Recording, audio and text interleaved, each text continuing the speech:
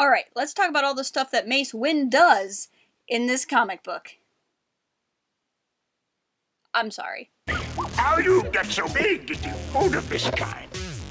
Hello, we're talking about the trade paperback of Mace Windu, Jedi of the Republic. This was a mini-series all about the Baldest Jedi Master himself. I was really excited to get this, so I actually usually read comics through my rather fantastic library system as trade paperbacks and then buy the ones that I really, really like. This is a rare case that I bought it before I read it, because it was about Mace Windu, so there's no way I wasn't going to like it. And I did really enjoy this. I will say the story is very much one that is close to my heart, and it's one that is the reason why I'm a prequel apologist. So this is a story about how the Jedi have lost their way, effectively, or whether or not the Jedi have lost their way. And that to me is one of the main themes of the prequel trilogy, and it's something that kind of gets lost through the prequel trilogy's execution. But that's all what this comic is about. So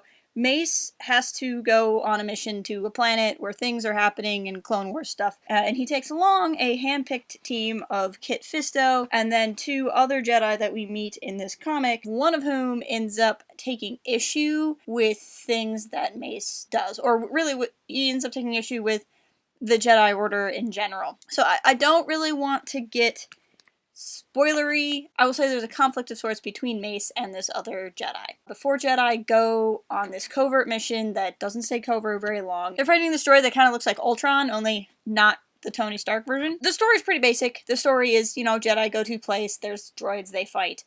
It's the underlying current of the story that's really, really strong. I love the discussion of whether or not the Jedi have lost their way in the prequel trilogy. I think the Jedi have lost their way a lot. It's something we see in Legends with the Mandalorian Wars, and I just found this very compelling because of that. If you are not a Jedi-phile like myself, if you don't really care to look at the deeper meanings, the prequel trilogy is not going to be a comic for you, but then I don't know why you'd be buying a Mace Windu comic if you don't like prequel-era stories, so there's that. If you do like prequel-era stories and you do like getting into the themes of what it means to be a Jedi, and did the Jedi lose themselves by going to war, by using the clone army, by fighting in battle and this sort of thing, this is good. So one of my all-time favorite pieces of Star Wars anything ever is Shatterpoint. You can see it's a very well-worn book. I have several passages dog-eared. It's one of my favorites. And this, in so many ways, is Mace Windu to me. This is his character. While the events of this book are obviously legends, there's a lot of things that happen that have been mentioned in things such as the Kanan comic and whatnot that makes me think that it's not all legends. That said, I was really excited because the Mace in this comic is very much the Mace in this book, only with less one-liners. I really appreciate the one-liners in this book, but we're not talking about Shatterpoint right now. I could talk about Shatterpoint right now, but we're not going to. So it was interesting to hear Mace's perspective.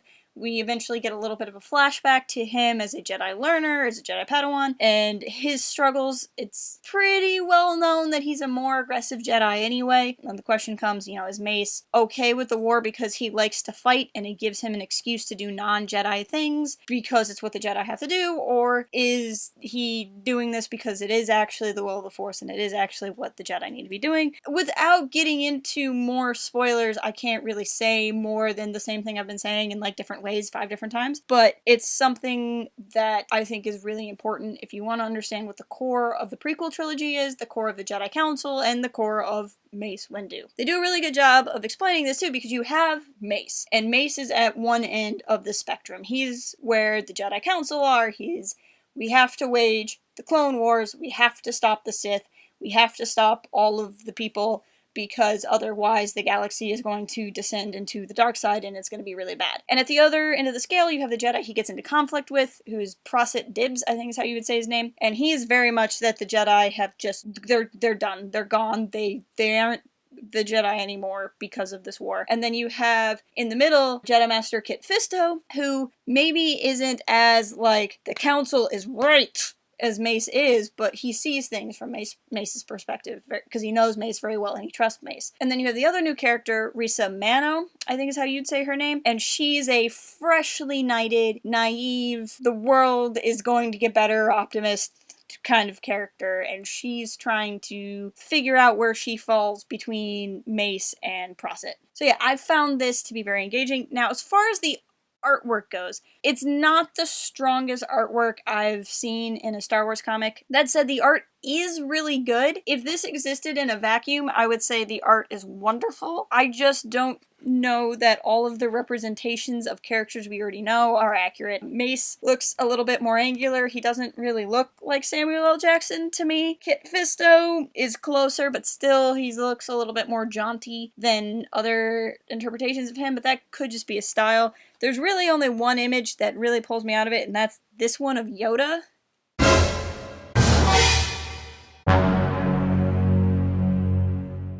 It's, I don't really know. I don't really know what that is.